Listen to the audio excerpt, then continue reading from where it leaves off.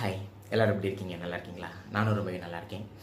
இன்றைக்கி நம்ம வீடியோவில் செல்வத்தில் திளைத்தல் அப்படின்னா என்ன அப்படின்னு பார்க்குறப்ப, ஒரு பர்சன் வந்து ஒரு மிகப்பெரிய ஒரு பணக்காரனாக இருக்கான், மாட மாளிகைகள், எண்ணற்ற சொத்துக்கள் எல்லாமே இருக்குது அப்படின்னா அது செல்வத்தில் திளைத்தலா அப்படின்னு பார்த்தோம் அப்படின்னா அது கிடையாது.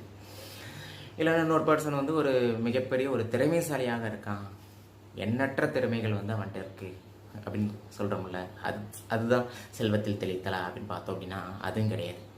அப்போ என்னதான் செல்வத்தில் திளைத்தல் அப்படின்னு பார்க்குறப்ப, ஒரு பர்சன் வந்து அனதர் பர்சன்கிட்ட எப்படி நடந்துக்கிறான், ஒரு மனிதன் வந்து இன்னொரு மனுஷங்கிட்ட எப்படி நடந்துக்கிறான், அதுதான் வந்து பார்த்தோம் அப்படின்னா செல்வத்தில் திளைத்தல் அப்படிங்கிறது.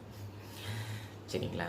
அப்போ ஒன்றும் இல்லை, ஒரு எக்ஸாம்பிளுக்கு ஒரு சூப்பர் ஸ்டார் ரஜினிகாந்தே ஒரு மிகப்பெரிய ஒரு காரில் வந்து வந்து இறங்குறாருன்னு வச்சுக்கோங்க.